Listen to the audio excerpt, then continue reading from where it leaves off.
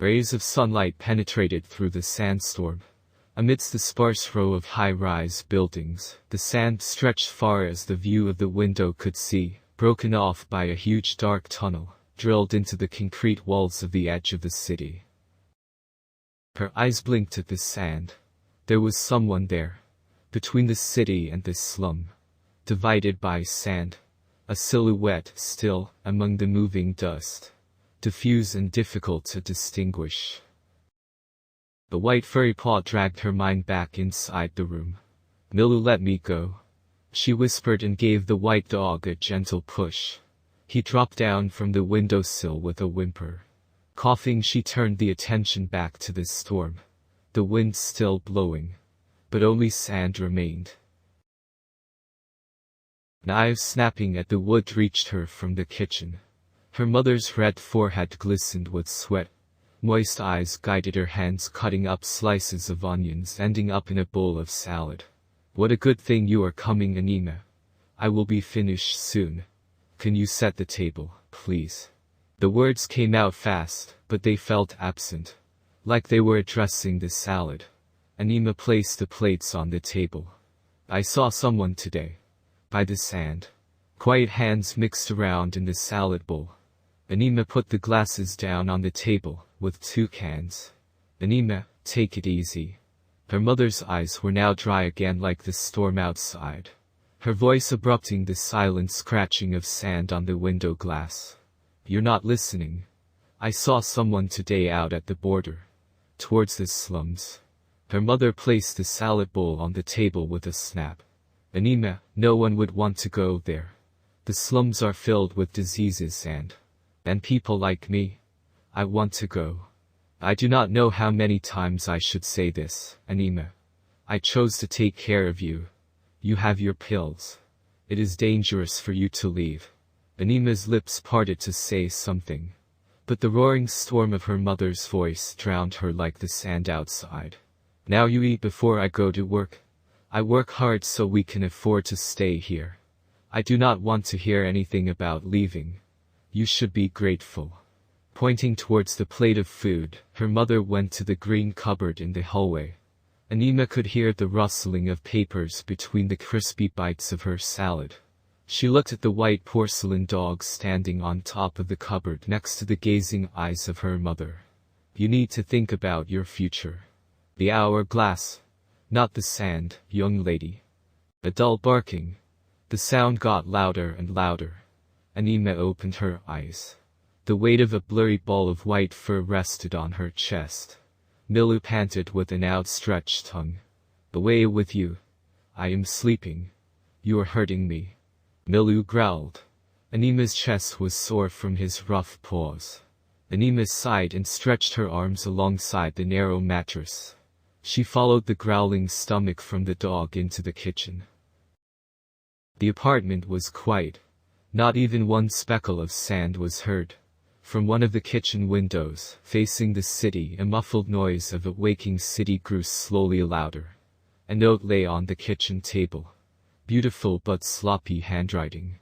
"Overtime work tonight, feed Milu."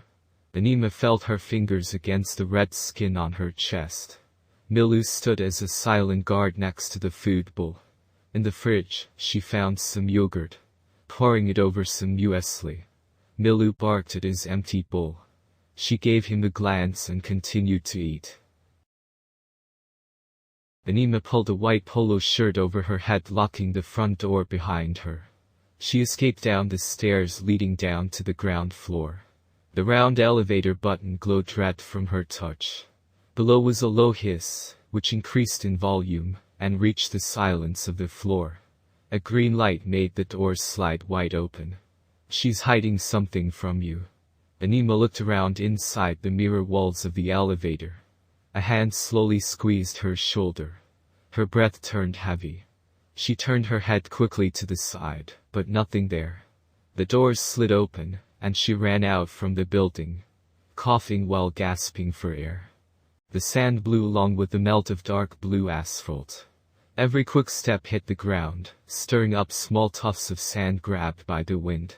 Above her, the tall skyscrapers looked up beyond the sky. She turned her head back down towards the glass windows next to her on the sidewalk. A shop sign met her gaze. Ready for children. Latest bio trends for eye colors and lips. Anima's footsteps lost momentum as they sank into the sand. The blue asphalt drowned more and more under the beige carpet of sand. Only a few high-rise buildings were left. And later only sand could be seen. Far away over the sandy plain, the darkness of the tunnel drew her in. A statue of gold stood in front of one of the last houses before the sandy ocean. A man sat cross-legged, his palms and arms forming a triangle. Luminous circles in different colors ran like blood vessels along the arms and legs. Under the legs, the inscription whispered, "Cyber Buddha." The asphalt ended, and Anima placed her foot in the sand, moving it back and forth. She sat down on the blue edge of the asphalt and dipped her feet in the sand. Her arms held onto her knees and her eyes were gone on the horizon. The blue, orange, and gray colors smudged themselves into the darkness of the tunnel far away. Anima opened her eyes. In front of her, a dark purple sky was filled with distant sounds from nightclub music. Lights and neon signs painted the city. Behind her was the sandy plain. A light in the dark tunnel penetrated through the sand into the air. The clock displayed the time on a large neon sign. "Fuck. Milu." Anima shook the sand from her shoes and ran back towards the sounds of the city. She passed the glowing aquariums in the hotel lobby, shining green on the moist earthy walls. In the liquid of the tanks, fetuses floated, umbilical cords connected with tubes leaving through the glass structures. Inside the elevator, her pupils vanished. Two white globes staring back at her. The apartment was silent. She pressed her hand on the button to quiet the flickering light in the kitchen. The empty bowl was for a second filled to the brim with dog food. She wrinkled her forehead. "Milu, I am home now. Time to eat." Anima opened the door slowly with a creak and stepped into her room. A pair of keys turned in the lock to the front door. "Milu." The white dog was lying still on the floor with his eyes closed. Her fingers burrowed themselves into the soft fur. "Milu, you're freezing." She shook the little ball of white fur. Motionless. The white head hit the floor with a hard thump. "Anima." Her mother's voice echoed from the hall. The long hair dripped on the carpet outside Anima's room. Already rain, it was only a few weeks since. Her mother's lips curved upwards with a barely visible smile. Anima turned her gaze from her mother to the bedroom window. The raindrops now slammed hard against the glass. Her eyes filled up with tears. "Anima." Her mother looked at the dog with her mouth open. Anima drilled her head into the soft white fur that softened the dull sobs inside and outside the apartment. "Milu was old, Anima. He's had a good life." Anima lifted her face. Her eyes were bloodshot. A tear ran down her cheek, drowning the dripping of raindrops. "It's your fault." Anima turned her head around the room. The voice was dull and whispering. Her mother raised her voice. "What are you saying, Anima? Look at me. It's your fault." She drove her shaking hands deep into the white fur. The voice cut through the tears in her throat. "I know no one who looks like me. No one coughs like me. No one is as ugly as I am. Anima, you are natural. Is that what you want to say?" "It was not." "Do I have a dad?" "Anima, what are the thoughts you have in you?" "Milu is dead." "You do not think clearly." "I understand you're upset." The rain poured down violently. "You do not understand anything. And I'm going to find the answers." Her mother's face was paler than the roaring thunder outside. "Anima, I'm not going to talk about this now. You're too upset. We can talk tomorrow." The thunder roared. "I'm not going to stay here. I'm not going to talk about it tomorrow. I'm going to leave now." Anima got up. Her gaze fell to the ground where Milu lay still. She met her mother's shaking eyes. "I'm not going to let you go, Anima. You do not think clearly." Her mother grabbed Anima's arm. "Let me go." The hand held her in a firm grip. Now you listen. You stay here in the room with Milu until you calm down. Anima tried to wring herself free, and went for the door. But her mother was stronger. Listen to what I say, Anima. It's for your own good. Anima stumbled back into the room and the door closed with a bang. The key turned in the lock. She knocked on the door and roared, "Let me out! Let me out!" The other side of the door did not answer. Tears ran down Anima's cheeks. Her voice was raspy and thick from all crying and screaming. "I'm not going to stay here. Let me out." She sank to the floor, her face once again buried into the white soft fur. The sobs drowned out from the fading clatter of raindrops hitting the glass in the bedroom window.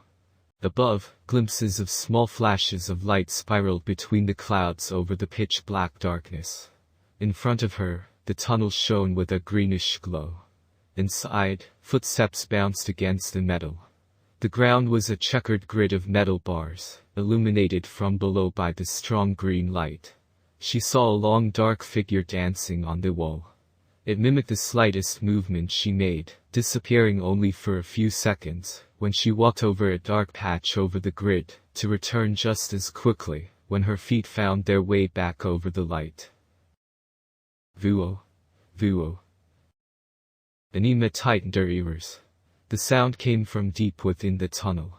A small shadow appeared where the metal bars transformed into sandy asphalt. She heard the murmur of voices.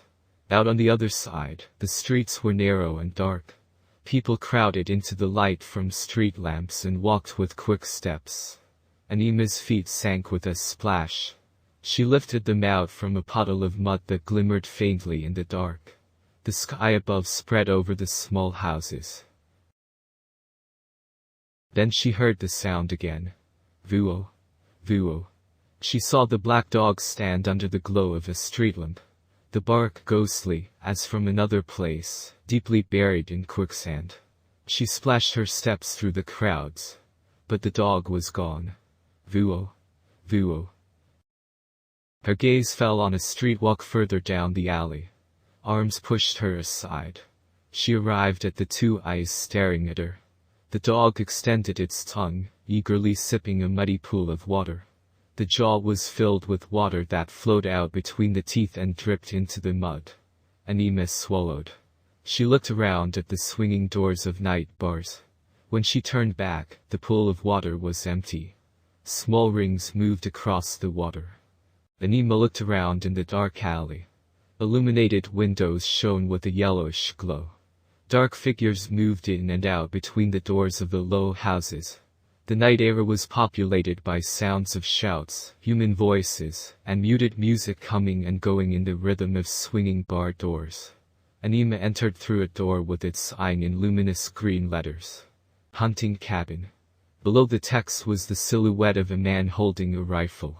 The doors closed behind Anima, and she was met by a wall of thick smoke. She coughed. Inside the bar, people crowded into the corners, faces barely distinguished in the mist. The bar counter shined with a red loop of light that cast an eerie glow on the bartender. A little further away, a lone spotlight on the ceiling lit up a raised small stage. Among the smoke and the pulsing light which oscillated slowly between red and green, she saw a silhouette, drumming rhythmically on glasses. The glasses were illuminated from below, filled with liquids, each blow giving off a light dull sound. The melody slow and melancholic. Anima's head bumped into something colossal. A man in a red jacket with blue buttons. "Excuse me, move on, shrimp. I'm going home, young girl." The man disappeared through the doors, into the darkness of the night. She turned towards the bartender, serving a glass of beer to one of the three men sitting and talking along the bar. They were shrunken down, with worn clothes and their eyes on the ground. The bartender noticed Anima. "I would need a glass of water." The three men turned their eyes, looked at her for a brief second, and then burst out in roaring laughter. "Water? What comes next?" The bartender replied. "Here we serve beer, young lady. The water tastes like piss. Has no one taught you common sense and etiquette?" The man's gaze fell on Anima's white clothes, and he frowned. I have not seen such white clothes in years. You're not from here, are you? I'm from this city. Anima's voice was quiet and calm.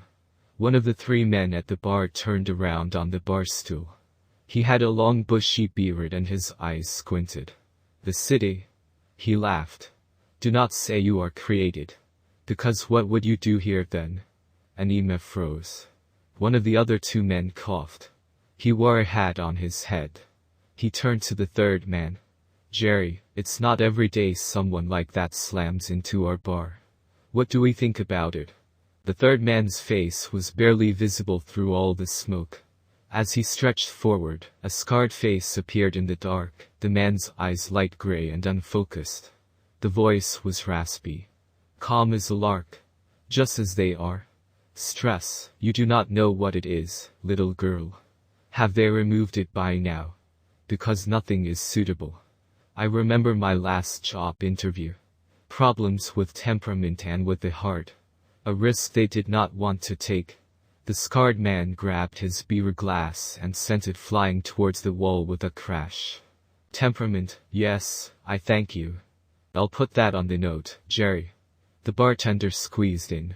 He looked at the wall behind him where the beer was slowly trickling down to the shattered glass on the floor. Above, a wolf's head met Anima's gaze. The red eyes staring into her menacingly, teeth sharp and glittering white in the dark. She backed away. Surely my little wall decoration is nice, young lady. It makes me think of what a man once said to me at my last job in that disgusting shithole.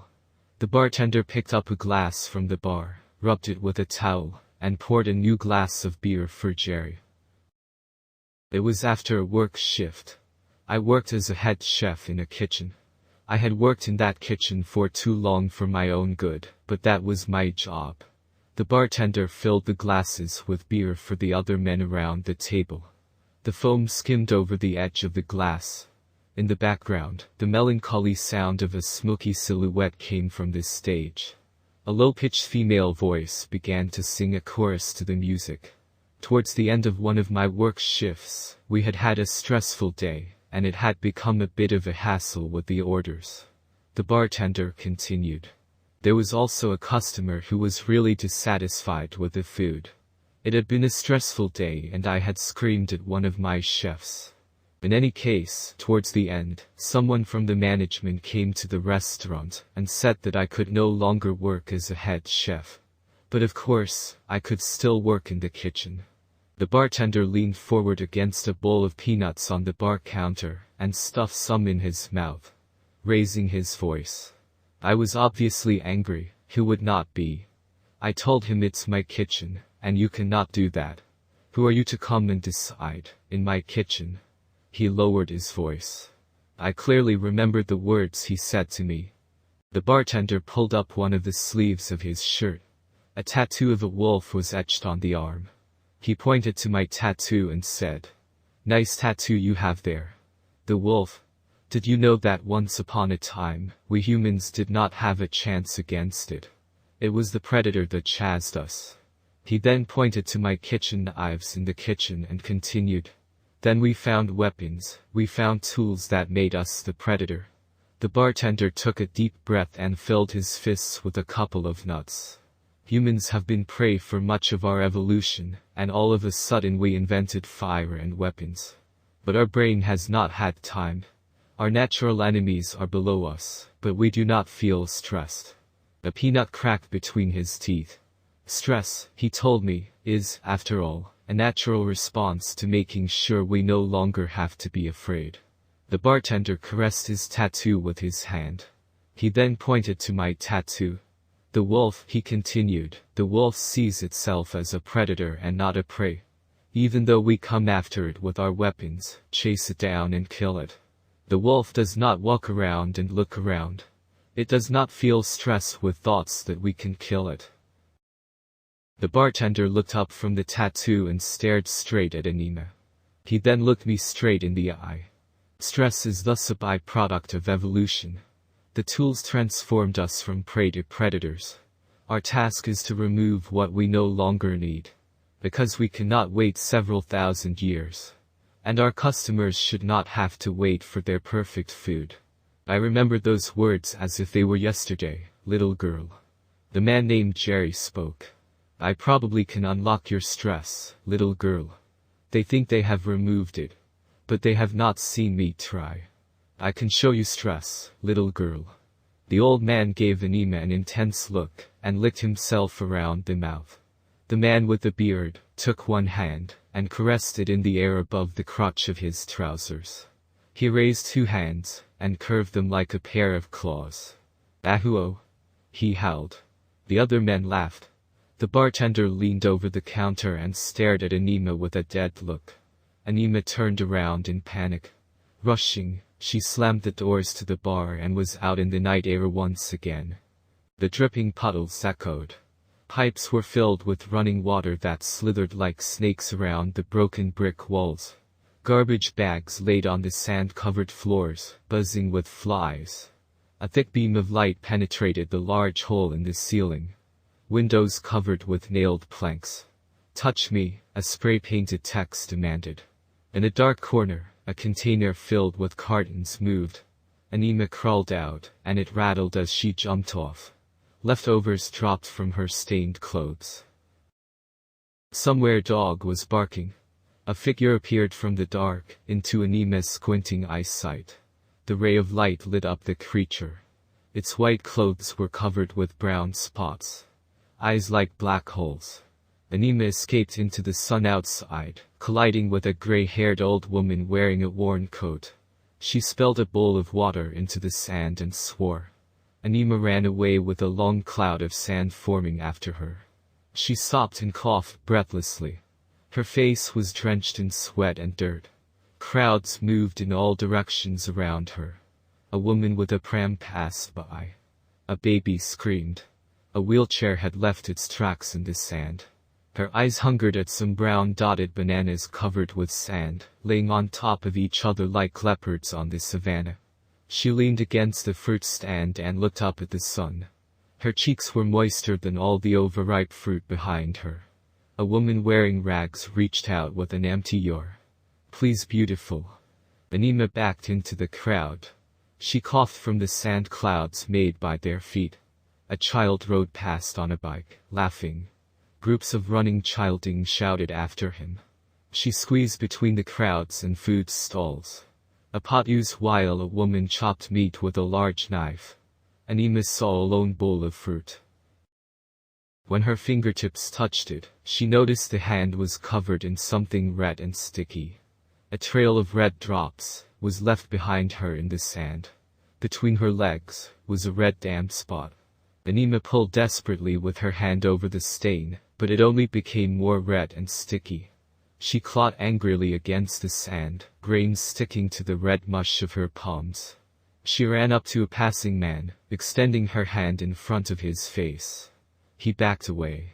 She ran into a curtain belonging to one of the food stalls, leaving a large red mark in the veil. The spot between her legs grew bigger, painting the white canvas of her clothes red. She jumped up and down like a white bleeding flag. Sobbing, she crashed into a sandhill. A large cloud of sand rose as she fell flat on her stomach. She pressed her fingers on her stabbing navel. Hands grabbed her white-red sandy mess. Everything turned black. Her white globes opened in the dark. They circled around and found themselves in a mirror on the wall. The charred lips became visible. A nose emerged. The whites of her eyes lit up the sharp contours in her face. She tried to scream. No sound was coming out of her mouth. From her eyes, blood was flowing down her cheeks. Her pupils were gone. With a silent scream, she ran toward the fading light of that door. Her hands twitched and pulled on the shiny handle, shaking violently. Her eyes opened with a loud gasp. Her head turned to the side, to the wooden planks and a carpet with some candles. Around her a muffled forest of snoring dark figures lying next to her on the floor. Anima lay with her eyes closed on a brown-spotted mattress. Plates clinked while children mumbled. The sun shone through a broken blind and warmed her cheeks. She sighed and slowly opened her eyelids, rising from the bed. "Look!" a child's voice yelled. Anima was greeted with a smile from a woman sitting on a cushion next to a small table. In her arms sat a little boy who pointed his bony finger at Anima. Opposite them sat a man with a little girl clinging to his shoulders. Under the table was a girl with tousled hair. She was playing with a stuffed dog. 6 food bowls were neatly put on the table. "Sit down and eat," the man said in a careful voice. The women smiled. "It's soup. Maybe a little too early to eat now, but that's what we have." Anima got up from the mattress with big pupils. She looked down at her body. The clothes were gray, patchy, and too big. "You can take them, the clothes. Those have been around for a long time." The woman's rough but gentle hands guided Anima to the table. In front of her was a bowl of red, smelly, bubbling soup. Anima pursed her lips and swallowed the warm chunky liquid hard. She glanced at the boy in the woman's arms. The boy licked from his bowl, and the red soup covered his little face. It ran down the corners of his mouth, down onto the woman's clothes. He sipped loudly, with eyes fixed on Anima. Anima poked at the soup with a spoon. With a wrinkled nose, she looked down at her own reflection resting on the red surface. She saw her tongue licking around her mouth with a sneer. The red soup sucked itself inside the pores of her skin. She finished the soup and felt her fingers along the corners of her mouth. They were still dry. "What's the matter?" said the woman. Anima opened her mouth but remained silent. The woman gently placed her scrawny hands on Anima's arm. "It can be good to eat some more. You need energy." Anima looked down at the bowl. The woman smiled. "I'm not forcing anyone," she continued. "I would never forgive myself if I left you lying there on the hill." Anima returned the woman's kind smile. The woman put the boy down on the floor and went to the kitchen together with the man. Anima heard the water flushing from the tap. Under the table, the girl with the tousled hair crawled forward. She jerked at Anima's trousers with her hand. In the other, she held onto a stuffed animal dog. She stared into Anima's eyes with wonder. "Who did you talk to last night?" Anima frowned. "You talked to someone when you were lying there," the girl continued. She pointed to the brown-stained mattress. Anima felt a hand on her shoulder again. "Come on now, girl." The woman led her into a bathroom. Inside the bathroom cabinet were toothbrushes, toothpaste, soap, and a can of pills. Anima looked gapingly at the pill jar. The woman handed the jar to Anima. "It was the first time, huh?" The woman smiled. "No danger. This stops the bleeding. We do not have the same luxury as those who don't have to use them." Nodding, Anima stuffed the jar into her pocket. The woman put some clothes in a laundry basket. "Do you have somewhere to go?" The woman opened the lid of the basket and threw in a gray mess of clothes. In the basket, Anima's white bloodied clothes peeked out. Her face turned red. The man came from the kitchen. He made a splashing gesture with a dish brush in his hand. "Just let me know if you need anything. You can stay another night if you want." Anima smiled but shook her head and walked towards the front door. "Thanks for everything," she whispered weakly. The man laughed. "Hope it does not start raining when you go. The day before yesterday it was questionable, and yesterday it was snuff dry. Although we would not complain about a little rain. The water is never enough," said the woman and put down the laundry basket. Anima rested her hand on the door handle and watched the woman and the man with a smile. At the man's legs stood the little girl with the tousled hair, hugging her stuffed dog. Anima looked at the girl. She went out the door.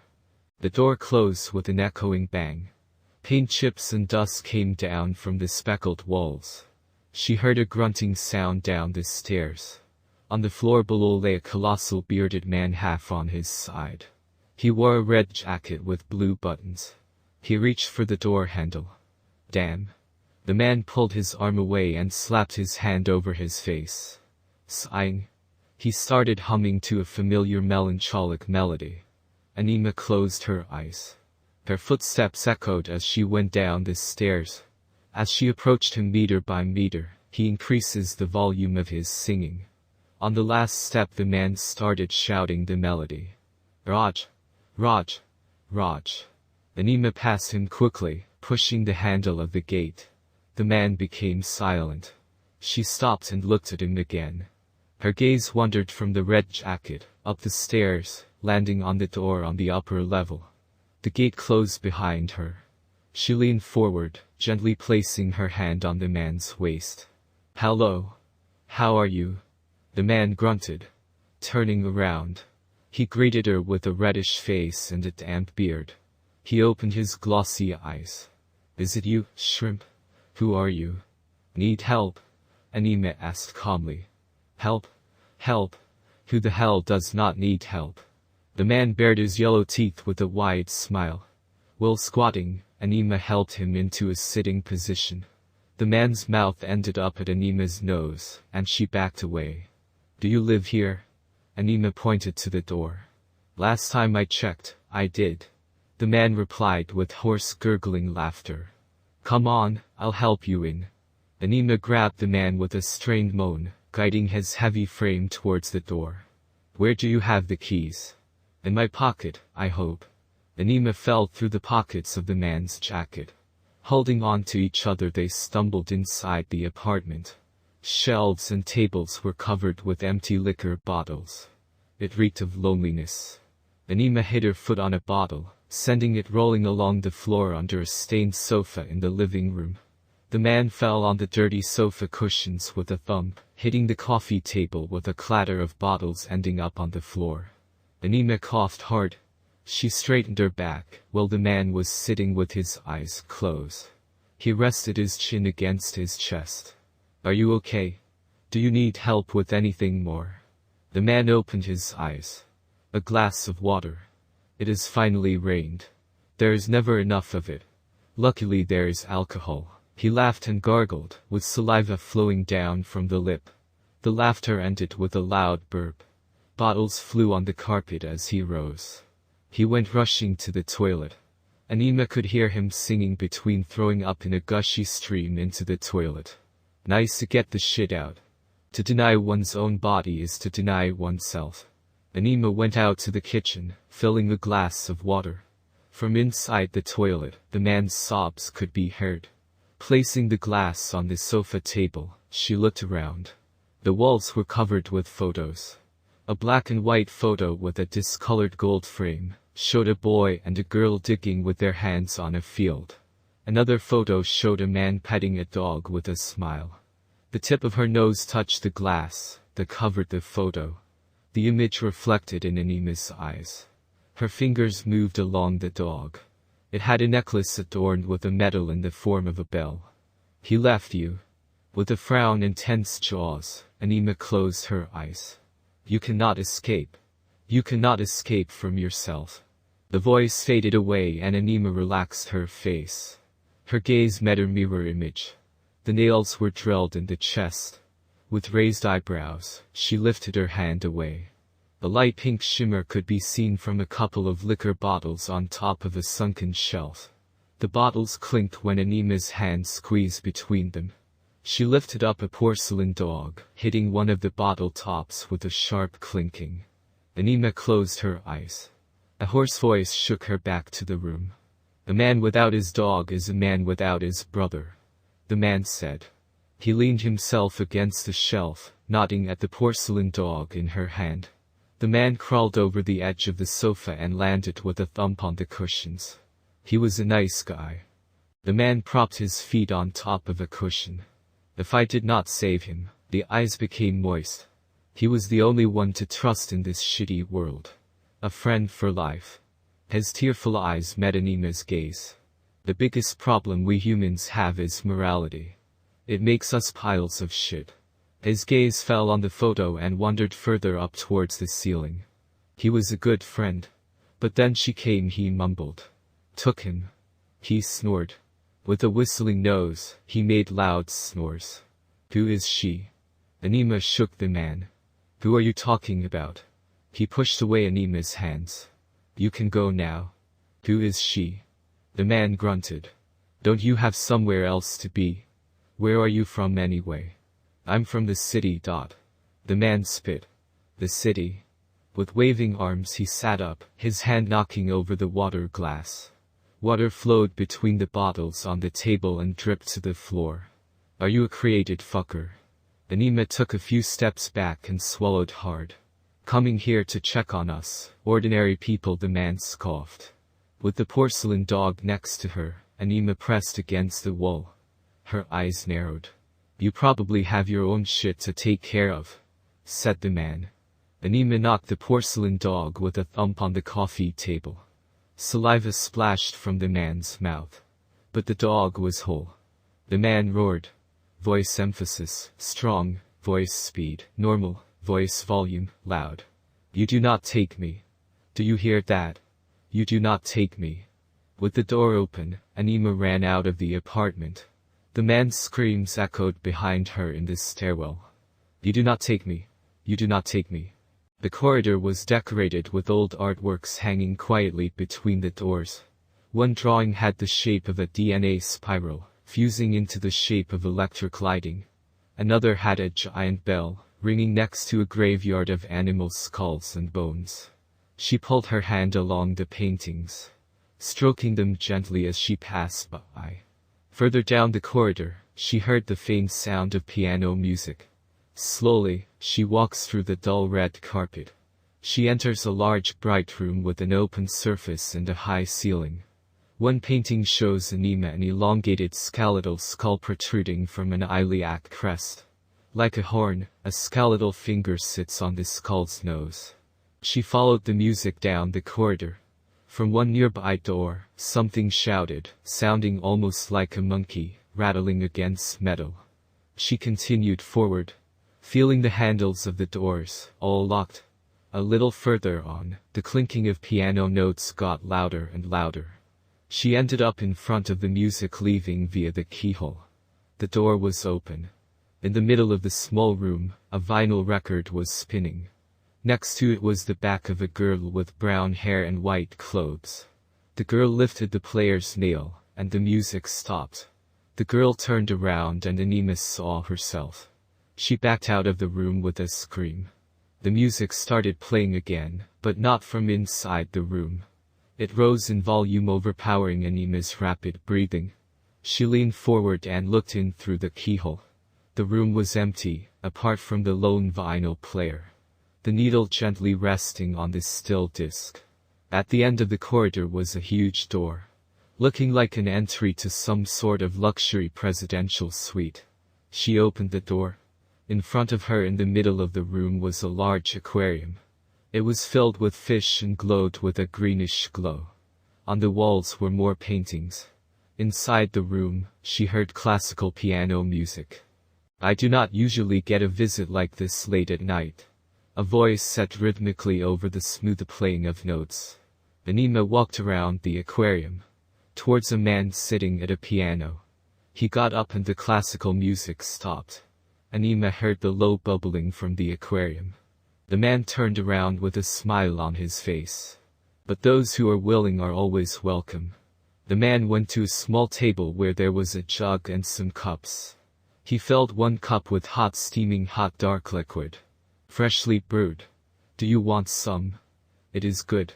I do not drink because I need to, but because I can. The man looked at Anima and started pouring into the next cup. But you seem to need.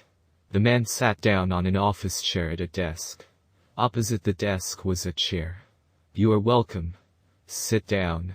He pointed to the chair. On the desk, a black skeletal bone rested on spikes that protruded from a silver plate. Engraved, the plate said Homo erectus, Trinal. Anima writhed in the chair.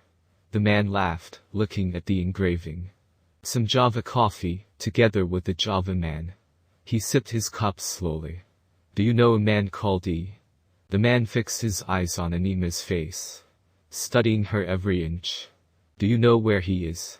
He swallowed a sip. Do you know where you are? If you know anything about him, I want you to say so, Anima demanded. The man sipped on his coffee for a while. Okay. he said and put the cup down gently on the table. The man smiled while crossing his legs. He bent backward in the armchair. He was a man engrossed in his research. That is for sure. I do not usually get a visit like this late at night. A voice said rhythmically over the smooth playing of notes. Anima walked around the aquarium, towards a man sitting at a piano. He got up and the classical music stopped. Anima heard the low bubbling from the aquarium. The man turned around with a smile on his face. But those who are willing are always welcome. The man went to a small table where there was a jug and some cups. He filled one cup with steaming hot dark liquid. Freshly brewed. Do you want some? It is good. I do not drink because I need to, but because I can. The man looked at Anima and started pouring into the next cup. But you seem to need. The man sat down on an office chair at a desk. Opposite the desk was a chair. You are welcome. Sit down. He pointed to the chair. On the desk, a black skeletal bone rested on spikes that protruded from a silver plate. Engraved, the plate said Homo erectus, Trinal. Anima writhed in the chair. The man laughed, looking at the engraving. Some Java coffee, together with the Java man. He sipped his cup slowly. Do you know a man called E? The man fixed his eyes on Anima's face, studying her every inch. Do you know where he is? He swallowed a sip. Do you know where you are? If you know anything about him, I want you to say so, Anima demanded. The man sipped on his coffee for a while. Okay, he said and put the cup down gently on the table. The man smiled while crossing his legs. He bent backward in the armchair. He was a man engrossed in his research. That is for sure. The man sipped on the coffee. But I knew. The glasses were not a fashion accessory. I heard his cough. I heard his tears through the walls as he visited my guest room at night. You reminded him of his inadequacy. So alike. Equally inadequate. You are wrong. What makes you better? What are you right about? I deserve to hear him say it. Not anyone else. It's not about what you deserve, Anima. And you're wrong. I've never said I'm any better. Have you not listened? The man grabbed his ear, pulling it hard. As long as we remain in these carnal bodies, it does not matter how much we fiddle with them. It does not matter if you are from semen or blood, uterus or tank. We are just as useless. We are all inadequate, Anima. Anima raised her voice. You're wrong. The man responded calmly. You have no well-worded answer to give me. I at least thought you would have a little more of your father in you. Maybe weakness was all you got from him. You can't figure out why I'm wrong. I cannot figure it out with my mind. But I can feel it. The man extended his hand towards Anima's shoulder. She backed away. Feel. To feel is interesting. I know where he is. But you're blind, Anima. The answer is already in front of you. And if you think I'm going to let you go just like that. The man grabbed her shoulder. Let me go. You're blind, but I can try to make you see. I can give you the tools. You are defenseless in the face of the truth. You have no weapon to protect your inadequacy. Feel. To feel is interesting. I know where he is. But you're blind, Anima. The answer is already in front of you. And if you think I'm going to let you go just like that. The man grabbed her shoulder. Let me go. You're blind, but I can try to make you see. I can give you the tools. You are defenseless in the face of the truth. You have no weapon to protect your inadequacy. Feel. To feel is interesting. I know where he is. But you're blind, Anima. The answer is already in front of you. And if you think I'm going to let you go just like that. The man grabbed her shoulder. Let me go. You're blind, but I can try to make you see. I can give you the tools. You are defenseless in the face of the truth. You have no weapon to protect your inadequacy. You're not touching me. I get a feeling that you think I'm judging you, Anima. Follow our path and you no longer need to be judged. You're just a victim of your body. The man released the grip on Anima's shoulder. She shook. Why judge a fish by its ability to walk? Why focus on the body when we can leave it? With a sweeping gesture, he knocked the fish away. It landed on the floor with a low thump. Anima narrowed her eyes at the man. Only dead fish follow the stream. Anima grabbed one black skeletal bone on the table and hit the man in the head. He flew backward. Coffee splashed on the desk when the cup crashed to the floor. Anima ran out into the corridor. The sound of screaming monkeys came from the doors. The sound level rose. A piano played threateningly and hastily out of tune. The man walked with fast steps at the end of the corridor, scratching his head. You think violence is the solution? We have always done that. The elevator button buzzed. It did not open. Anima went into a nearby room and closed the door. Sweat flowed from her face, down to her heavy chest. She discovered a closet, open just slightly. She crawled in among white coats hanging in a row. A dangling rock was covered with red spots. Anima saw her pants were red spotted. A large red spot was visible between her legs. She angrily rubbed the stain with one of the coats. Footsteps approached. Closer and closer. The fragile body leaves its trails behind. As bloody as the history of mankind. Anima heard a hand gently gripping the handle. The door opened with a bang. The man looked around. The white-red splattered coats dangled wildly. From behind, a leg kicked the man's knee crease. He fell to the floor. With a smile, he looked up at Anima. Pain. The old lovely feeling. Slowly the man crawled towards Anima. She backed out of the room and into the corridor. The man crawled after. Like your father's weak psyche, you suffer from delusions. Tell me, Anima. Are you talking to yourself? Do you see strange things? They were back in the room with the aquarium. She hit her back hard on the desk. Oh? Nowhere to go now. Stop. Just like everything else. If you start to see. The man approached her. You're blind, Anima said, pulling her hand between her legs. The fingers glowed red. She dragged her palm slowly over the man's shocked face. The whole face turned red. He screamed. You disgusting little. Where is he? Answer, you disgusting predator. Answer. Anima pushed her own meat and blood into the man's mouth. He opened his eyes, squeezing suffocated sounds out of his mouth. She presses the runny fingers into his eyes. He growled and screamed. You're too blind for that, I guess, she said. The man coughed, spitting. The temple. Near the sand. There you will find the answer to your questions. If you're stupid enough not to understand them already. Anima turned around and walked backwards. The man got up behind her, eyes teared with blood, his hands waving in the air. He stumbled and splashed into the aquarium with his head. The glass shattered, water rushing onto the floor. It mixed together with blood like blended pink juice. Next to him, fish splashed in the shards of glass. From a distance, the beep of the elevator made its way into the room. She left. In front of her, hidden among the large high-rise buildings, the gate appeared. Anima glances at the golden shining statue next to the gate. Cyber Buddha. She tore open the jammed handle, the wooden door creaked. She looked up at the ceiling. Behind her, the gate closed.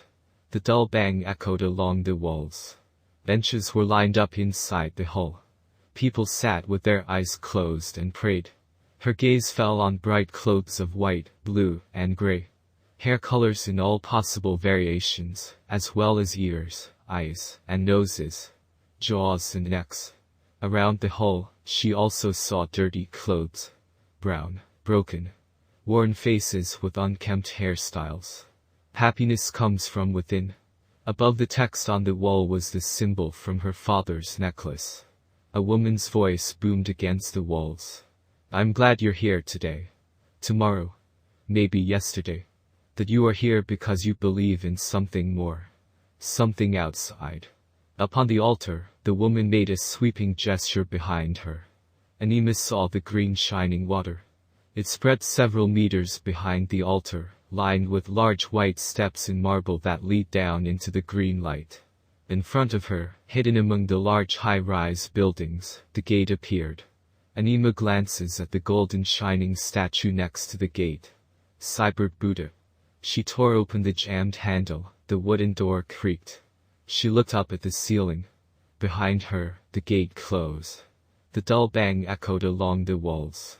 Benches were lined up inside the hall. People sat with their eyes closed and prayed. Her gaze fell on bright clothes of white, blue, and gray. Hair colors in all possible variations, as well as ears, eyes, and noses, jaws and necks. Around the hall, she also saw dirty clothes. Brown, broken, worn faces with unkempt hairstyles. Happiness comes from within. Above the text on the wall was the symbol from her father's necklace. A woman's voice boomed against the walls. I'm glad you're here today. Tomorrow, maybe yesterday. That you are here because you believe in something more. Something outside. Upon the altar, the woman made a sweeping gesture behind her. Anima saw the green shining water. It spread several meters behind the altar, lined with large white steps in marble that lead down into the green light. A small crowd of people approached the podium. Anima saw a boy with long white hair and purple eyes. The rest of the people in the hall remained sitting, with their eyes fixed on the woman. She opened her eyes. Her hands gently caressed the faces of each of the people passing her. They went down from the steps and sank into the water. Silently, they disappeared. Anima saw a staircase close to the podium. People came and went along the steps. As they passed, they mumbled and nodded slowly at the woman. Anima walked with silent footsteps towards the stairs, with the woman's powerful voice beaming behind her. Welcome. And welcome down. The spiral steps lead her down into the darkness. The walls were lined with light from torches. Her hands leaned against the bare illuminated stone wall. The steps ended and she was met by a strong green light. In front of her, the glass arched over the large room. Anima walked forward and looked into the murky light green water. Hands pressed against the glass pane. The mouths gaped and bubbles came out of them. Their eyes were wide open, the whites of the eyes protruding. Some hands dunked on the solid glass. The bodies dark in the illuminated water. Behind them, she saw bubbles and the water rippling from a new shape sliding down from the surface above. Anima only heard the sound of her own heart. The hall was echoing empty. She saw the young boy's face. The white hair hovered above his closed eyes. The mouth opened and the hands rose peacefully upwards. He sank slowly towards the bottom of the tank. The glass banged hysterically. A face appeared right in front of her. A man met her gaze for a few seconds. Together with the broken clothes, he slipped away from the glass, fading into the green mist of water. Anima's gaze melted through the glass. The green fog swallowed her vision. She heard a distant sound. At the far end of the stairs was a small shadow. Voo off. Voo off. Anima got up and ran quickly towards the sound. The dark contour disappeared up the stairs. Her footsteps hammered the stairs, and her gaze fell on the podium. The woman in green was no longer there. People were sitting quietly with their eyes closed along the rows of benches. She follows the dog slipping out of the gate, between the legs of some people on their way out. The night air greeted her, the hair rising on her skin from the wind. The dark little dog was gone. She sat down on the white steps to the gate.